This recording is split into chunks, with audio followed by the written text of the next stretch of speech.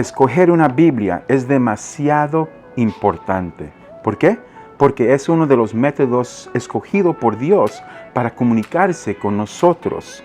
Esta Biblia que tengo aquí, mira qué hermosa, qué bonita. Hasta tiene mi nombre escrito aquí. Esta me lo dio mi esposa cuando todavía fue mi novia. Me lo dio para mi cumpleaños de 18 años. Esta Biblia y yo tenemos muchos años estudiando juntos y estoy muy enamorada con ella. ¿Qué tal usted?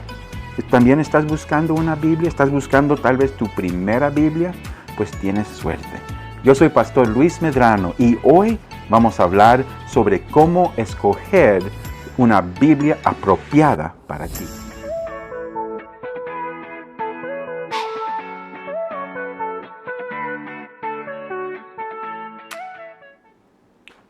La palabra Biblia viene del idioma latín, biblios, que significa libro. Y actualmente la Biblia es una mini biblioteca de 66 libros. Dividido en dos partes, tiene 39 libros en el Testamento Antiguo y 27 libros en el Nuevo Testamento. La Biblia y sus libros fueron escritos por más de 40 autores a lo largo de 1500 años en 3 diferentes continentes. Los 66 libros encontrados en la Biblia protestante son lo que llamamos canónicos. La palabra canónico viene de una palabra en griego, canon. Eso se refiere a un dispositivo de medición, un bastón o una regla. Fue considerado un estándar para medir. Eso quiere decir que los 66 libros cumplieron los estándares para ser considerados inspirados y por eso pertenecen a estar en la Biblia.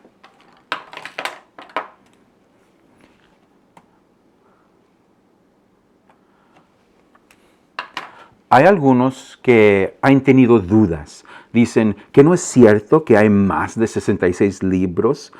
Algunas veces unos miran la diferencia entre Biblias católicas o las Biblias de iglesias protestantes y dicen, ¿por qué es que las Biblias católicas tienen más libros que estas Biblias que tenemos aquí? O tal vez hay otros que han visto películas, por ejemplo, Da Vinci Code, y hablan de una gran conspiración y dicen que la iglesia está escondiendo libros porque quieren controlar la gente. No, no es nada así. La razón por qué la Biblia católica tiene en su Biblia más libros o porque hay otros libros no incluidos en el canon de la Biblia es porque hubo un tiempo antes de Cristo. Si vemos el Testamento Antiguo, empezando en el libro de Génesis hasta el libro de Malaquías, esos libros cumplieron los 39 libros del Testamento Antiguo. Desde el libro de Malaquías hasta el nacimiento de Jesucristo pasaron más de 400 años. Estos 400 años ningún profeta recibió palabra de Dios, ningún profeta escribió un libro. Y por esa razón le decimos a esos 400 años entre Malaquías y el nacimiento de Jesucristo, los 400 años de silencio. Pero aunque los profetas no escribieron nada, había muchos seguidores de Dios que sí escribieron varios libros, y hay bastantes, pero estos libros se llaman del grupo apócrifa. La palabra apócrifa quiere decir escondido, y estos libros no fueron incluidos en el canon de la Biblia porque no dan evidencia y no cumplen el estándar para ser parte de la Biblia, no pertenecen a estar en la Biblia. Y varios le han dado el nombre deuterocanónico. Ahora, la Iglesia Católica ha decidido incluir 7 de los libros apócrifos en su Testamento Antiguo. Hay varias Biblias que usa la Iglesia Católica, por ejemplo, la Biblia de Jerusalén, la Biblia Dios habla hoy, varias Biblias que con o sin los libros deuterocanónicos. Y la Iglesia Católica, en lugar de tener 66 libros en su Biblia, tiene 73. Y eso es una gran diferencia. Iglesias como bautistas, pentecostés, varias iglesias protestantes no sienten, no creen que estos libros fueron inspirados y no deben ser parte, no pertenecen en la Biblia y por eso no se encuentran. ¿Por qué no los aceptamos? ¿Por qué hay problema? ¿Por qué hay división? Mayormente hay varias razones por qué la iglesia no los ha aceptado. Número uno, porque fueron escritos durante esos 400 años de silencio en la iglesia. Ningún profeta recibió palabra de Dios, entonces no hubo ningún libro inspirado por Dios. Número dos, los apócrifos tienen diferentes doctrinas y prácticas que las sagradas escrituras no tienen. En estos libros encuentras doctrinas que van en contra de las santas doctrinas que hemos aceptado por la iglesia, como salvación por obras o la doctrina de purgatorio. Entonces no van en acuerdo con el resto de la Biblia. Número 3, los apócrifos nunca se citan en el Nuevo Testamento como las Escrituras. Puedes encontrar varios de los libros del Testamento Antiguo citados en el Nuevo Testamento, pero no vamos a encontrar ningún de los libros apócrifos y por eso sabemos que no fueron aceptados. Número 4. El apócrifo siempre ha sido rechazado por los judíos como escritura. Al contrario, negaron su autoridad. En los tiempos de Cristo tenemos el testimonio del escritor judío Flavio Josefo, que dijo que solo los 39 libros fueron inspirados por Dios. Sabemos que los judíos no permitían los libros apócrifos en sus sinagogas. Entonces, la Biblia no solo es un libro, pero es un santo libro. Eso quiere decir que es sagrado, es apartado. ¿Y por qué es sagrado? ¿Por qué es apartado? Porque la Biblia contiene las palabras de Dios. Es la comunicación de Dios a su pueblo. Salmo 119, 105 dice, lámpara es a mis pies tu palabra y lumbrera a mi camino. La Biblia es tan santa que no solo podemos leerlo como cualquier libro histórico. Necesitamos la ayuda del Espíritu Santo. Él nos necesita dar iluminación. La palabra nos dice en el Evangelio de Juan, capítulo 14, versículo 26, mas el Consolador, el Espíritu Santo, a quien el Padre enviará en mi nombre, Él os enseñará todas las cosas y os recordará todo lo que yo os he dicho. El libro 2 Timoteo 3, 16 y 17 dice, toda la Escritura es inspirada por Dios y útil para enseñar, para redarguir, para corregir, para instruir en justicia. Todas las palabras en las Escrituras, eso no solo habla del Testamento Antiguo, pero también en el Nuevo Testamento. Todas las palabras en los 66 libros son de Dios. Y Dios se encarga no solo de compartir la palabra, pero preservarla, cuidarla para que siempre la tengamos. También dice que todo escritura. Esa palabra escritura en el idioma de griego es graphe. Son las escrituras. Y en el Testamento Antiguo, el idioma en cual fue escrito las escrituras fue hebreo y arameo. En el Nuevo Testamento se usó el idioma común, el idioma de negocio o el idioma del pueblo, que es griego, koine griego. Dice aquí que toda la escritura, todas las grafías fueron respirados por Dios. Y eso quiere decir que Dios es el verdadero autor de la Biblia. Y cuando dice que la palabra de Dios fue theopneustos, theo es Dios, nustos respirado, que toda la palabra de Dios, toda la escritura fue respirado por Dios. Eso quiere decir que las escrituras nacieron en el corazón de Dios, que son sus palabras para nosotros y que salió de su propia boca a nosotros. Igualmente como Dios creó los cielos y la tierra con su palabra, igualmente como Dios le dio vida a Adán cuando le sopló el aliento de vida, también Dios sopló y dio a vida esta palabra que ahora estamos disfrutando. Pero ahora esta palabra es uno que no solo recibimos por ángeles, Dios usó hombres escogidos para compartir la palabra. Segundo de Pedro, capítulo 1, versículos 20 y 21, nos dan la doctrina de inspiración. La Escritura dice, entendiendo primero esto, que ninguna profecía de la Escritura es de interpretación privada, porque nunca la profecía fue traída por voluntad humana, sino que los santos hombres de Dios hablaron siendo inspirados por el Espíritu Santo. Dios, a través de la inspiración del Espíritu, impartió a hombres escogidos por Dios usando sus propios personalidades, habilidades, experiencias y limitaciones para escribir solo y todo lo que Dios quería.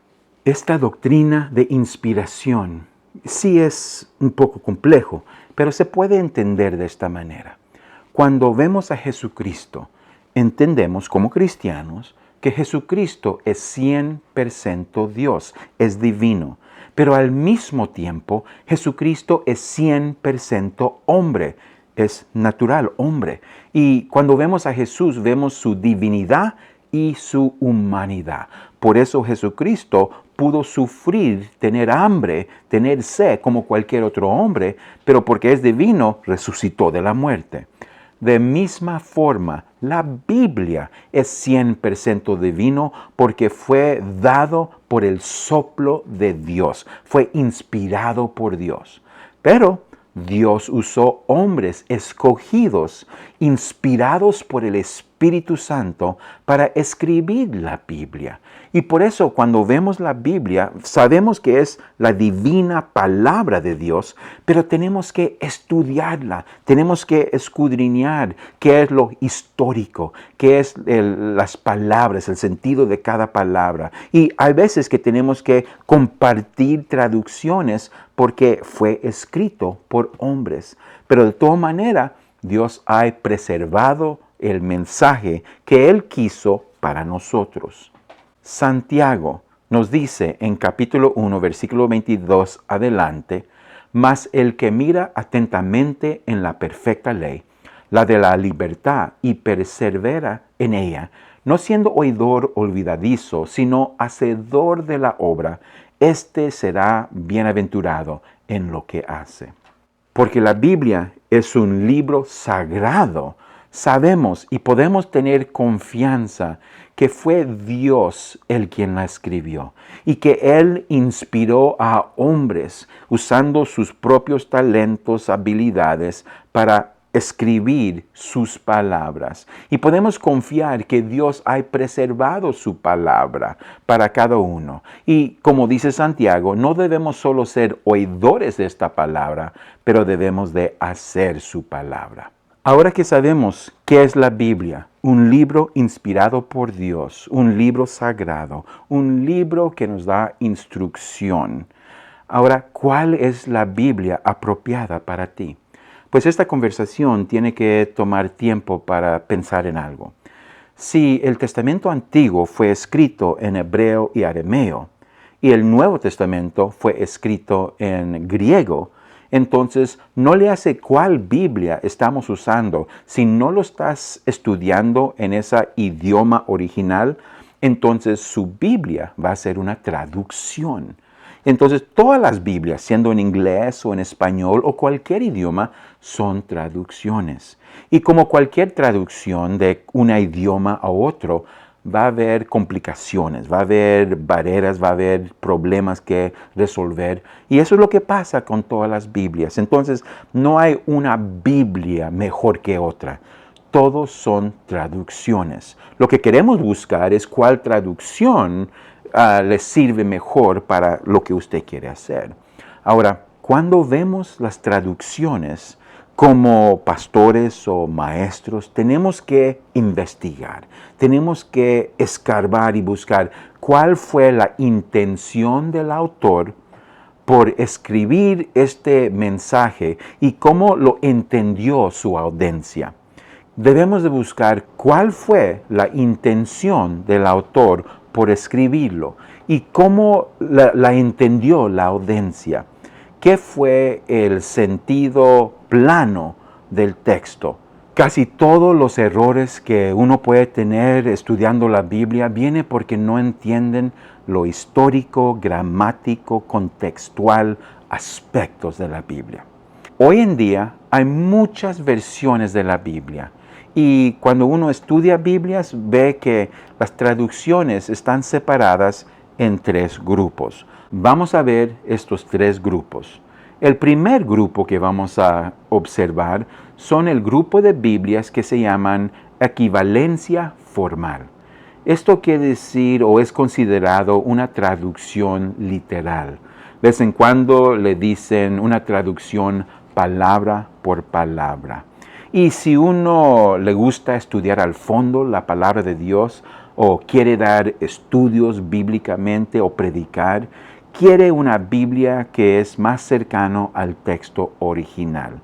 Es mi opinión que si vas a predicar o dar estudios en tu iglesia o en grupos pequeños, debes de usar ese tipo de Biblia. No hay muchos, pero uno puede ver, uno de mis favoritas, la Biblia de las Américas. Esa Biblia es una de las traducciones más modernas, es fácil de entender, es de alta calidad. La otra es la Reina Valera de 1960, esa es la más común.